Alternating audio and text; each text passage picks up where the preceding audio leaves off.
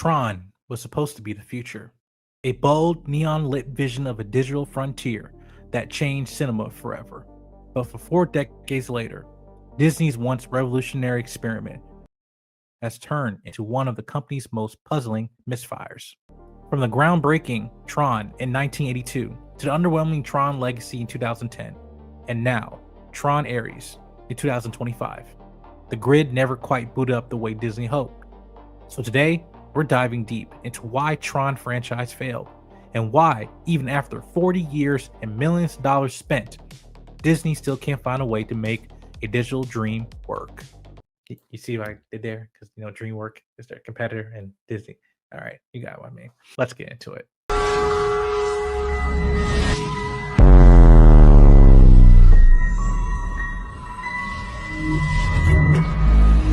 In 1982, Disney took one of the boldest creative risks in history. Director Steven Lisberger pitched Tron as a film that would blend live action with computer-generated imagery, a concept nearly unheard of at the time. The movie told the story of Kevin Flynn, a computer programmer pulled in a virtual world known as the Grid, forced to battle programs in a gladiator-like digital arena. For audiences of the early 80s, Tron was a visual revolution. It looked like nothing else in the theaters. Glowing lines, geometric landscapes, a futuristic style that later inspired generations of filmmakers and game designers. But there was one problem. The audience didn't show up. Tron grossed around $33 million, $17 million budget. Not a complete disaster, but disappointing for Disney. Critics were divided, praising its visuals but calling its story cold, confusing, and emotionless. Over time, Tron gained cult status. It was respected more as a technological milestone than a beloved story. But that cult following gave Disney hope that maybe one day it can return to the Grid. Fast forward to 2010, a generation of fans and technology have arrived. Enter Tron Legacy. Directed by Joseph Kosinski, the marketing was sleek, the visuals were groundbreaking, and the soundtrack by the electronic duo Daft Punk became an instant classic. In many ways, Daft Punk was the identity of Tron Legacy. The film followed Sam Flynn, the son of the original protagonist, as he enters the digital world to find his father. It promised to expand the mythology, explore legacy and identity, and modernize the Grid. But when the neon dust settled, Tron Legacy was another disappointment. With production budget of around $170 million, it earned $400 million worldwide. Decent numbers, but not enough to justify the massive marketing spend the years of development. Critics again praised the visuals and the music, but slammed the story for being hollow and emotionally distant. Still, for a certain generation, Tron Legacy meant something. It was sleek, stylish, ahead of its time in design and sound, but it failed to connect with the broader audience Disney was chasing. After Legacy, Disney tried to build a full-on franchise.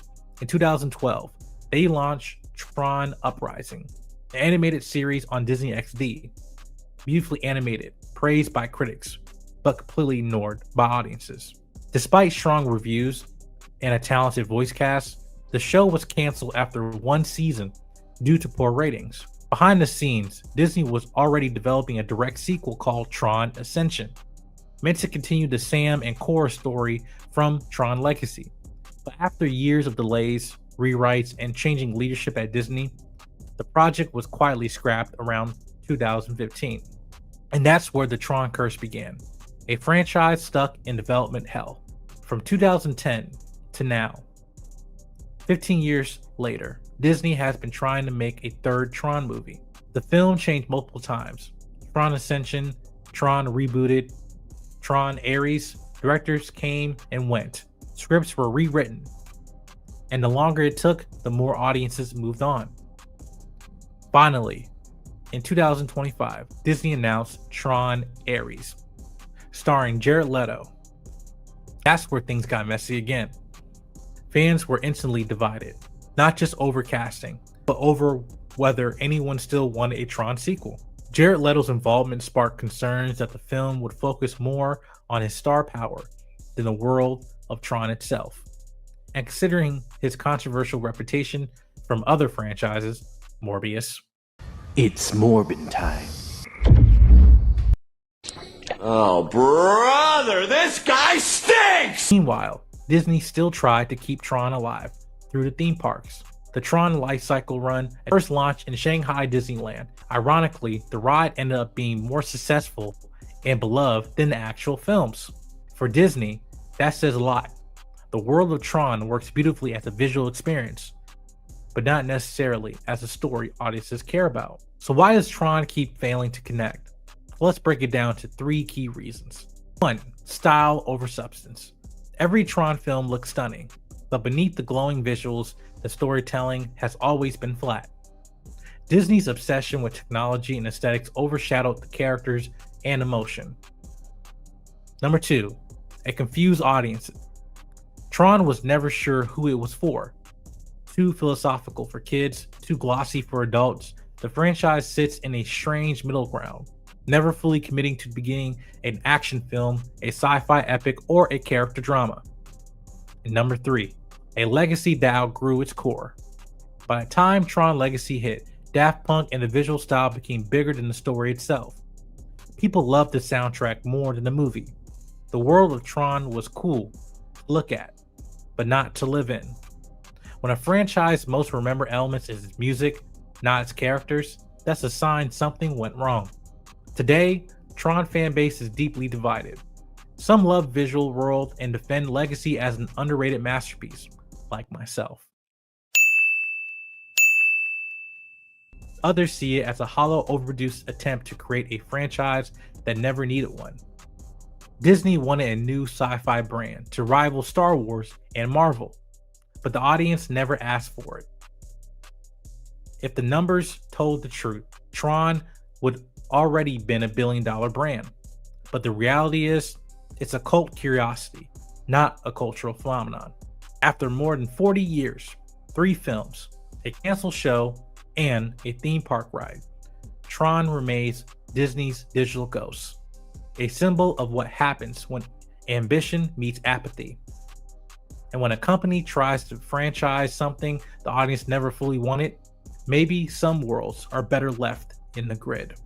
After 40 years, a story that dreamed of the digital future but never figured out how to connect with the human heart. Maybe it's time to power down the grid for good. But what do you think? Do you think critics are being too harsh on this franchise and Disney should give this franchise another shot? Or maybe it's time to pull the plug? Let me know in the comment section down below. Thank you guys for watching my videos. Again, I put a lot of work in terms of getting you guys the best content possible, and I'd be wanting to continue on doing more video essays and stuff. So if you have any interesting topics you want me to dive in more, let me know in the comment section down below. And I appreciate you guys' thoughts and feedback. All right, I see you guys in the next video. Peace.